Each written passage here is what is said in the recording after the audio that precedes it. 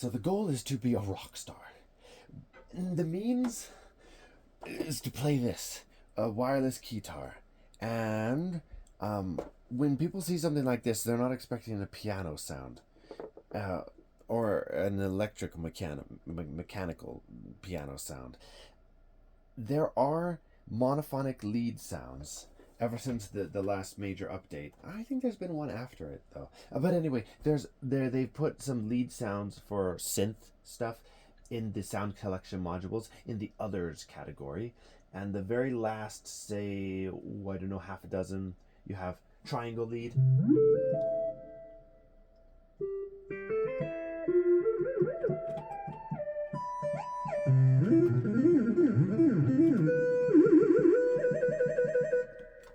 Is a one note at a time monophonic portamento affair.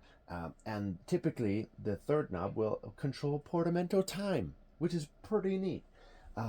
So standard with this thing, you get one of these little USB sticks, and you plug this into whatever it does MIDI over USB, and you're good to go. You put 4 AA batteries in this thing, turn the power switch on to battery instead of USB, and there you go.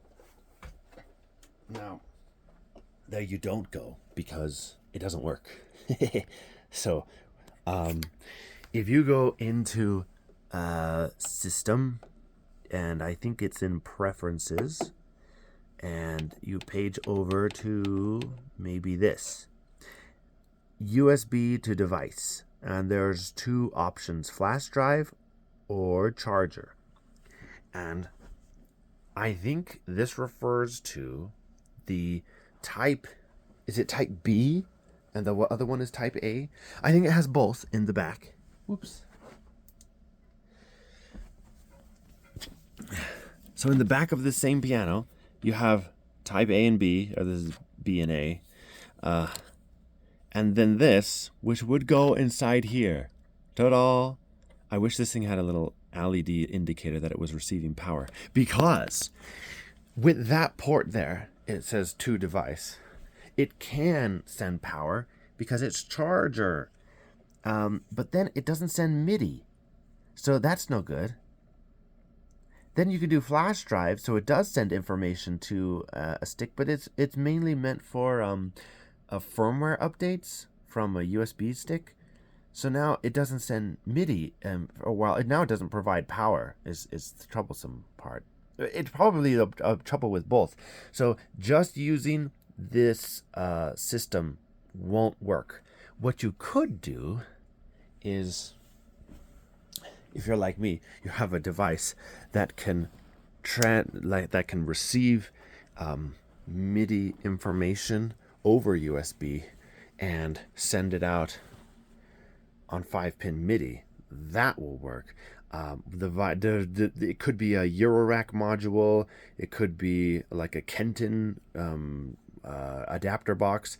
But I have a Crumar 7, and the Crumar 7 is really capable, or it has many things going on with its USB ports here. Because these 2 ports for the USB can both receive and send MIDI and provide power. So if I plug this into here, and then I take the 5-pin MIDI output port into the back of here to the MIDI in, now if I plug in, or what am I saying? Now if I put this thing on,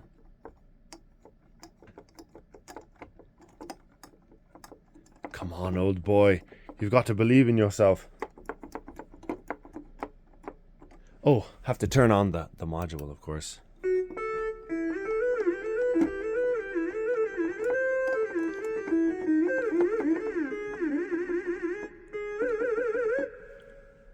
It actually works. So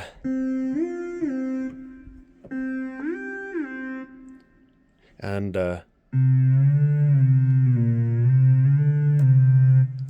now the issue with using the wireless wirelessly like this is that sometimes notes can get stuck, and then you're up a creek. So, inside maybe preferences, there is this all notes off enabled. Means that it can receive all notes off, a panic sort of thing. And in the editor for this, there is a panic button. So if you get a stuck note, you can press one of these pads if you configured it to cancel all MIDI notes, right? So if I hold this and I press this, I'm not let up on the note, and I'm pressing this pad that's set to panic in the editor, and panic matches the all notes off in here. So if that's enabled and it's sending on the same channel, then if something goes wrong with your silly Keytar solo, that's a great way to do it. Now, but if I take this to the stage, I also now with this method have to take the 7 with me. And the 7, as you can see, is much too bulky, and it should stay in the studio, and it should go home. So I'm gonna turn off the Keytar for a second, and we're gonna try and bypass the 7, because we can't go directly into the Viscount with this stick, not even if we use an adapter, right? Because if we use an adapter like this and then we plug into this side will actually send MIDI back and forth, and this would work like this, funny enough, but it doesn't send power through this port here. This one will, but then it doesn't do the MIDI, and then this one won't send power, but it will do the MIDI. So always it won't work with this method unless you have some sort of adapter like I showed you with the Crewmar 7. Now recently I have got some of these products. So this master here was inside this packaging, and I can put it right into the back of this keyboard. Ta-da! And then this I will turn on by pressing this power switch, and that should be some lights. There's a blue light and a green light. Unplug the Crewmar 7 from the MIDI in and send one of the MIDI outs from this device. It looks like it's blinking, so let's turn this back on through battery. Then there's a little blue light in here, and it looks like it's green, but it's in there anyways. Now these two, I right out of the packaging, have paired up, and this blue light that was blinking, it was searching for another Bluetooth device to pair to, is now solid. And what happened? Okay, I have it the upper on a different MIDI channel, and I want to put the lower.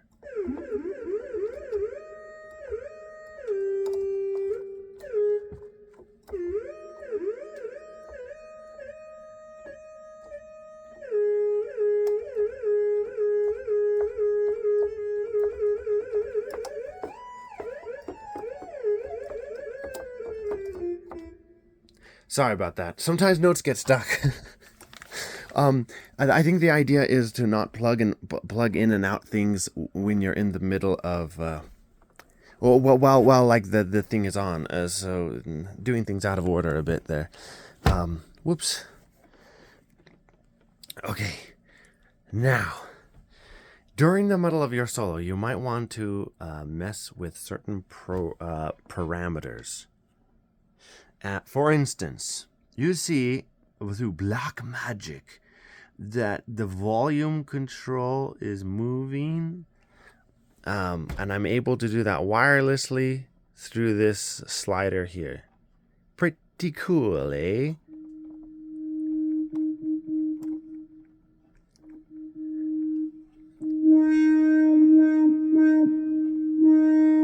also able to do that with, I think the cutoff is this one. So if we keep this, say, at all the way open, oops, you can see that when I take my hand away and start moving this, it's also moving because I'm moving that. So you can see a little bit of feedback if you go up and touch this, and then you can see the screen, and then you can touch the fader. So this can be volume, and then this can be the cutoff, and this can be the resonance, and then this can be the portamento time. So this is cutoff, resonance, portamento time. So you want to step away from the piano, but still be able to control volume, cutoff, what was it called? Resonance and portamento. I mean, you might want more controls than that, but what are you going to do? And then maybe you're working with two sounds because there's two of these. So you press the number 2 button up here, and now these controls will be a little bit different, which can be these other 4 faders. So this can be for the first and the second. This can be for MIDI panic. Please stop all notes. Yeah, I think the WIDI thing is better now, because now I can go into that little blue box in the back, plug in this thing. I'm not using the USB stick, so that works, and this isn't even plugged into anything. So I've bypassed their own system by using, and a lot of users have done this, but I'm doing this for the first time myself, and it works amazingly well, except for that rough start at the beginning. Bye.